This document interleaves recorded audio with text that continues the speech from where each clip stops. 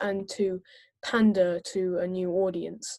And so do you think that this kind of expansion into America, where the events of the weekend is kind of more important than the F1 itself, coupled with the fact that, you know, these sprint races are being introduced, which Stefano Domenicali himself has kind of said are tailored essentially to new fans, so that they don't really have to understand anything about tyre wear, etc., etc. So do you think that the Formula One faithful are being somewhat alienated by this kind of, you know, need to appeal to new fans?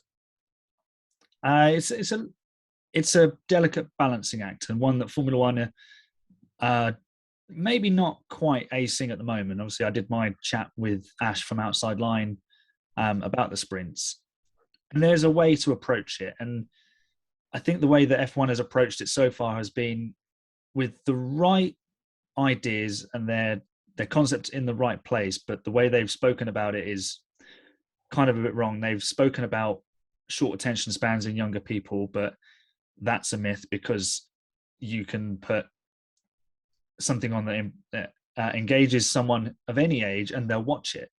So, you know, if you've got a toddler, if you engage them in the right way, they'll play for hours or they'll watch TV for hours. If you don't, they'll come and annoy you immediately because they want something to do. So it is trial and error.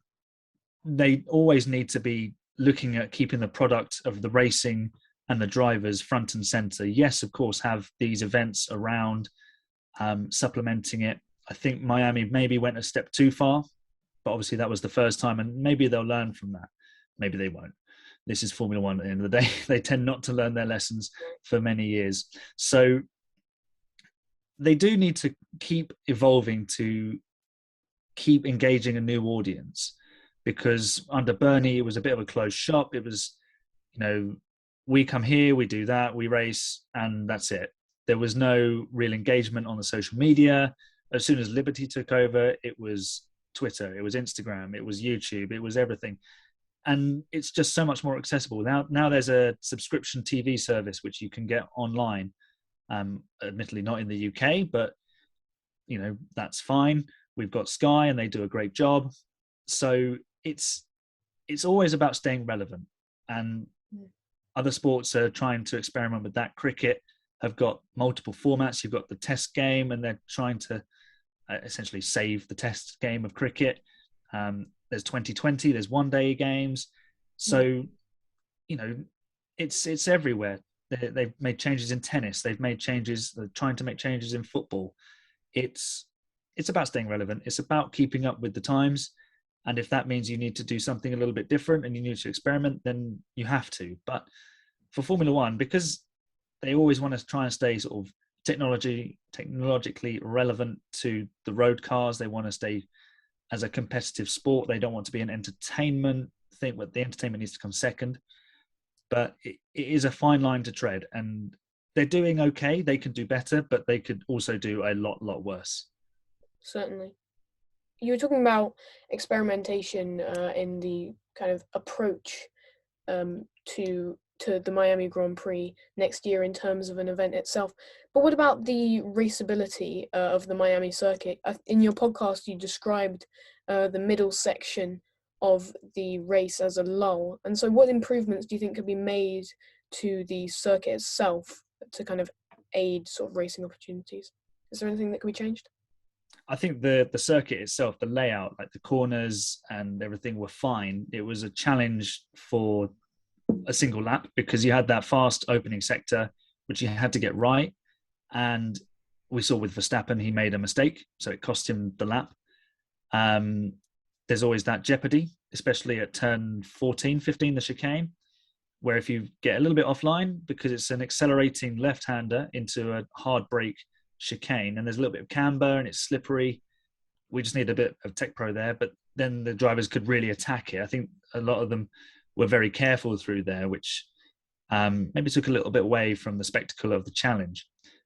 Personally, I would move the detection zones for the DRS. I think the detection zone for the one on the first long straight out turn 7 was after turn 7. So by that time the cars have sort of spaced out a little bit from there. So I'd have it maybe just before turn 7. So you could then also lengthen the DRS zone by 50 meters.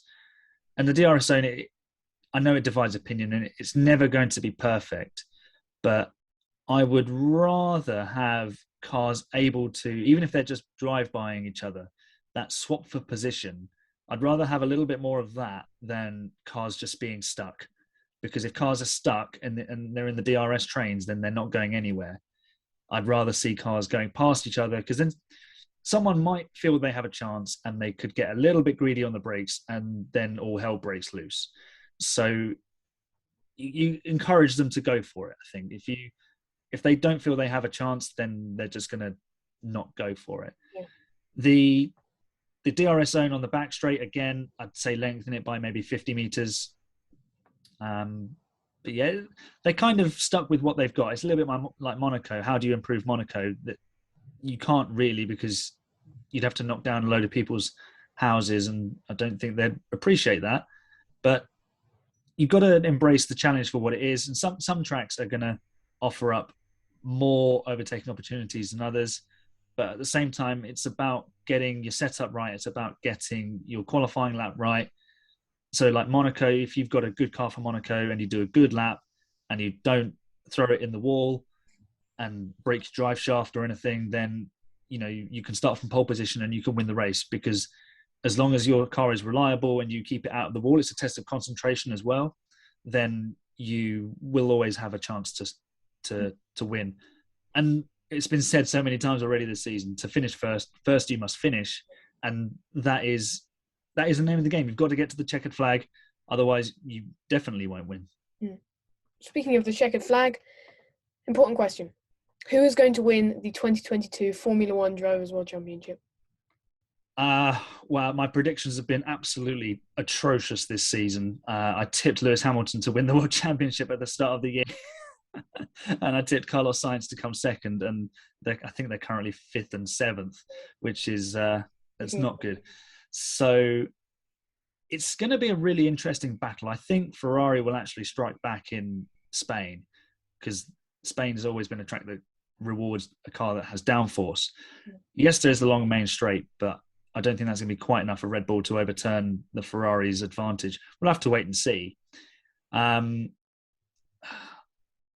really like Ferrari to win a world championship with Charles Leclerc. So many people compare him to Gilles Villeneuve, and obviously Gilles never won the world championship.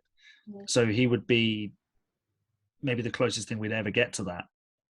But then Red Bull and Verstappen are doing a very, very good job. Verstappen has won every time he's reached the checkered flag. So if he continues doing that, then he's just going to crush everybody.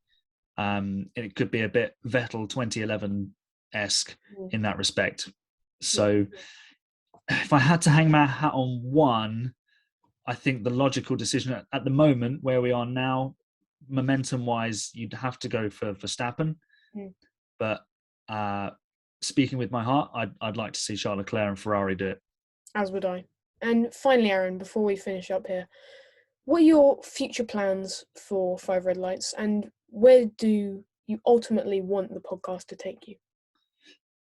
That's a good question. It's not one I've really considered myself, actually. So I think for now, it's just to continue learning the art of podcasting, the art of informing, and it becomes part of my repertoire as a journalist. Maybe in the future, it will become something bigger, because at the moment it is just myself and then guests when I can get them on. Maybe it will expand. You're going to take the model of WTF1. So that's the sort of model that I think every podcast would like to follow. It can't all happen for everybody.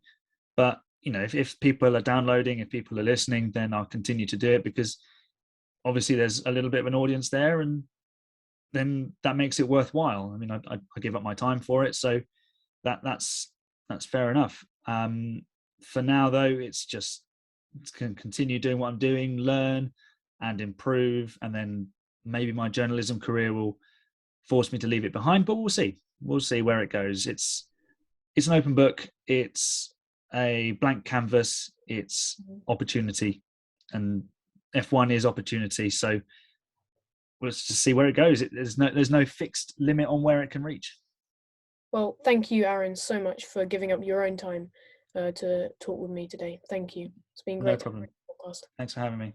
Thank you.